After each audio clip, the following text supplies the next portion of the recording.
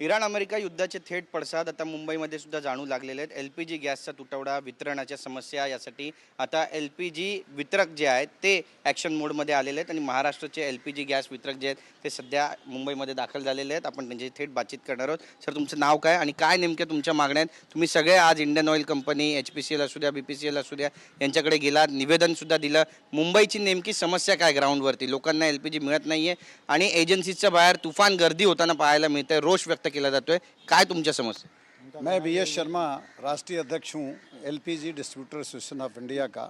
हमारे साथ जयप्रकाश तिवारी जी हैं जो मुंबई के अध्यक्ष हैं, कार्यकारी अध्यक्ष हमारे साथ मनोज जी हैं, स्वामी साहब हैं, महाराष्ट्र इकाई के पंडू जी हैं, ये सब हमारे पदाधिकारी हैं।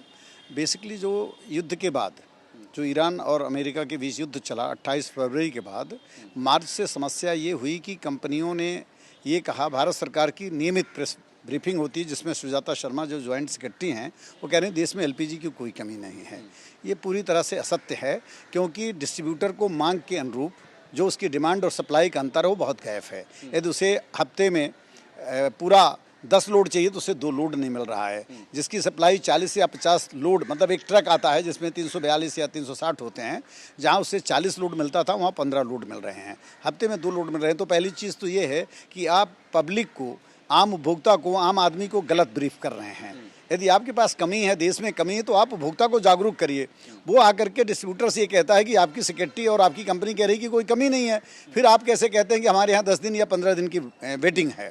तो पहली चीज़ तो ये है। दूसरा, इन्होंने बहुत सारे इस बीच में नियम लागू कर दिए कि आपके 9 महीने दिए, आपने रिफिल नहीं ली तो आपके कनेक्शन ब्लॉक हो गए, EKYC नहीं है तो आपके कनेक्शन ब्लॉक हो गए, आपको ऑनलाइन बुकिंग करनी पड़ेगी, आपको एक OTP जाएगी और उसमें जो OTP आएगी जिसे DAC कहते हैं, डिलीवरी अथराइज कोड, उसके थ्रू ही आपकी पंचिंग होगी बिल की। जबकि बहुत सारे 50% से अधिक ऐसे उपभोक्ता हैं जिनके पास या तो लैंडलाइन है या तो मोबाइल नहीं है। खास तौर में ग्रामीण में इन्होंने जो उज्ज्वला योजना का कनेक्शन दिया है, जिनमें महिलाओं को कनेक्शन दिया गया जो घर की मुखिया थीं, और उनकी प्राय यदि 80% उज्ज्वला की जो महिलाएं हैं उनकी उम्र 60 से लेकर के 80 साल 85 साल है। ना तो उनकी EKYC हो पा रही, ना उनके पास मोबाइल है और उनकी बुकिंग बंद है, वो बहुत परेशान हो रहे हैं। देखिए स्थिति ये है कि आप डिस्ट्रीब्यूटर जो है रोज़ प्राय रोज़ जो है परेशान हो रहा है। उसके यहाँ एक लाइन लग रही है मोबाइल अपडेट करने के लिए, उसके पास लाइन लग रही है OTP, और उसके लिए कंज्यूमर आ रहा है। तो ये जो परेशानियां हैं उपभोक्ता के पास। दूसरा, एक बहुत बड़ा ब्लंडर किया इन्होंने, और इसको तो जन जन तक पहुंचाना चाहिए। इन्होंने ग्रामीण और शहरी बीच में भेदभाव किया है कि जो ग्रामीण उपभोक्ता है या ग्रामीण वितरक है उसके उपभोक्ता को ये 45 दिन बाद बुकिंग करने के ऑप्शन दे रहे हैं, जबकि शहर में 25 दिन बाद।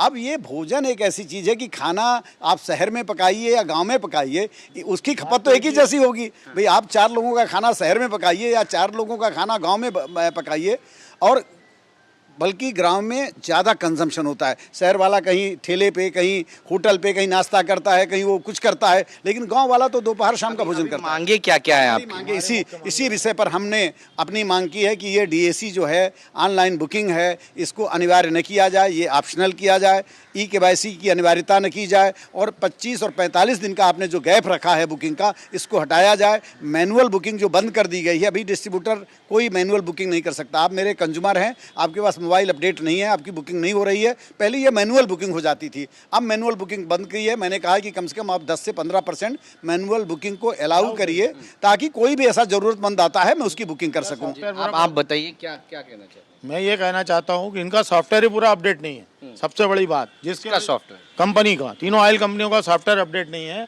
हमारी ये मांग है कि पहले अपने सॉफ्टवेयर को अपडेट कीजिए, और दूसरा अभी ये टेम्पररी जो शॉर्टेज पीरियड है इसके अंदर में तीनों हमको मैनुअल का एक लिमिट देना चाहिए।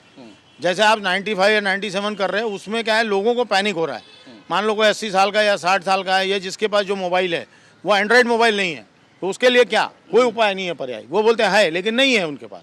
दूसरा, से लोग हैं जिन्होंने अपना गैस सिलेंडर बुक किया हुआ है, लेकिन उनके नाम का सिलेंडर किसी और को चला गया है। ऐसी भी कई सारी ऐसी तकलीफ आ रहे हैं। उसका कारण ऐसा फर्जी लोग जो भी है, हम तो लोगों से अपील करेंगे अपना OTP जब तक सिलेंडर नहीं मिलता उनको नहीं देना चाहिए। उसका कारण है कि जो डिलीवरी बॉय है शायद उनको जानता है, तो उसके वजह से वो हो सकता है कि OTP ले रहा हो, तो ना दिया जाए, हम ऐसी अपील आज करते हैं। आपने इंडियन ऑयल, इसके बाद बीपीसीएल, एचपीसीएल, भारत पेट्रोलियम, इन सभी कंपनियों के दफ्तरों में आप गए, वहाँ पे आपने मांगे की है। आपको लगता है आपकी मांगे पूरी होगी? और अगर नहीं होती है तो अगला कदम आपका क्या होगा? नहीं ऐसा हमारे है, अभी हम इतने सब उनके 8 दिन पहिले हमने निवेदन दिया था की भाई हमारे आम्ही त्यांना 8 दिवसापूर्वी निवेदन दिलं होतं. आम्ही त्यांना मेल पण केलेला, पत्रावर केला होता की आम्हाला तुम्ही तुमची अपॉइंटमेंट द्या. पण आज आम्हाला असं चित्र दिसलं की ते हुकुमशाहीसारखं त्यांनी पोलीस प्रोटेक्शन मागवलं होतं. इवन आपल्या पोलिसांनी तर आम्हाला पूर्ण सपोर्ट केला. या बाबतीत आम्ही त्यांचे धन्यवाद देतो की फक्त आमचं निवेदन स्वीकारायचं होतं. तर आम्ही याच्यावरच अडून राहिलो की ॲटलिस्ट आमचं निवेदन स्वीकारा, त्या तुम्ही गोष्टी बघा आणि त्याच्यावर लवकरात लवकर तुम्ही एक बैठक घेऊन त्याच्यावर तोडगा काढा. तर हे या अशा पद्धतीचं जे आहे वागणूक ही आम्हाला म्हणजे वितरक बंधू जे आहेत, पार्टनर आहेत त्यांचे, बिझनेस पार्टनर जे एवढ्या 26,000 देशातले वितरक येते, इतक्या ग्राहकांना लोकांना आज फेस करताय. आमचा डिलिव्हरी बॉय, आमचा ऑफिस स्टाफ आज भीतीच्या वातावरणात जगतोय. कारण लोकांचे त्रास होऊन लोकांना गॅस नाही मिळाला तर ते त्यांच्यावर राग काढताय. आणि याचे कारणं जसे यांनी सांगितले शर्माजीने, असे नंबर ऑफ कारणं आहेत, वेगळ्या गोष्टीचे कारण आहेत. त्याच्यामुळे रोज सगळं तो यांच्यावर निघतोय. आणि आज काही ते जर त्याचं प्रमाण वाढलं तर याची म्हणजे शक्यता अशी की म्हणजे काही पण गोष्टी घडू शकतात. म्हणून आम्ही त्यांना सांगितलं की लवकर त्याचा तोडगा काढावा किंवा मग आम्ही संविधानिक पद्धतीने, कायद्याच्या पद्धतीने आम्ही काम बंद आंदोलन वगैरेचं आम्ही पर्याय ठेवला आहे त्यांच्यासमोर. नक्कीच. पण आता तुम्हाला असं वाटतंय का की पेट्रोलियम मिनिस्ट्रीची कुठेतरी स्वतःची दादागिरी सुरू झाली आहे, मनमानी कारभार सुरू झालाय? मनमानी कारभार सरकारचा पण आहे आणि कंपन्यांचा पण आहे की ते आमचं गोष्ट ऐकून घेत नाही, हीच मोठी म्हणजे तफावत आहे. आणि आम्ही पण जे प्रश्न मांडतो ते फक्त आमच्यासाठी मांडत नाही. आम्ही काय काढावा यातून? सरकारनं काय यातून सरकारने हेच की सरकार आणि कंपन्या ह्या दोघांचा पण समन्वय साधून याच्या जे काही निर्देश निघतात ते लेखी निर्देश द्यावेत. म्हणजे आम्हाला देखील प्रत्येक गोष्ट ही लिखित स्वरूपात आली पाहिजे, जे की आम्ही ग्राहकांना दाखवू शकू, नागरिकांना दाखवू शकू, मीडियाला दाखवू शकू. त्यामुळे तो मेसेज व्यवस्थित जाईल. कारण हे सगळं तोंडी चालू आहे, सगळं जे पण काय ते तोंडी, लेखी आमच्याकडे काहीच नाही. त्याच्यामुळे वादाचे प्रमाण जास्त घडलं होतं. आमची बातचीत केल्याबद्दल. तर आपण पाहतो या ठिकाणी इतरही लोक. इसके अंदर मैं एक बताऊंगा, नागपुर में एक घटना हुई है जिसमें एक लेडीज के पैर टूटे. Domestic gas and appliances Nagpur का एक उदाहरण है. इससे डीलर के अंदर में पूरी दहशत है कि अगर भी जो ग्राहक है वो उग्र होकर मारने पे उतारू हो गया, जो सिर्फ कंपनियों के कारण हो रहा है. ना तो वो लेखी है, डीएसी का कहीं लेखी नहीं दिया किसी को, ओरल बोल रहे, ओरल कोई सुनने को तैयार नहीं कर. नक्कीच. बघा ही अवस्था आहे सगळी. आणि यांनी आता सरकारला निवेदन दिलेलं आहे आणि सरकारलाच त्यांनी म्हटलेलं आहे की यातून समन्वयानं मार्ग काढावा, अन्यथा आंदोलनाचा पवित्रा घेतला जाईल. एकंदरीतच आपण पाहतोय LPG असोसिएशन डिस्ट्रीब्युटर जे आहेत ते आता रस्त्यावर उतरण्याचा पवित्रा घेत आहेत. सरकार याबद्दल काही ठोस निर्णय घेणार का, पाहणं महत्त्वाचं ठरेल. कॅमेरा पर्सन चरण मार्गमसह गिरीश गायकवाड, TV9 मराठी, मुंबई.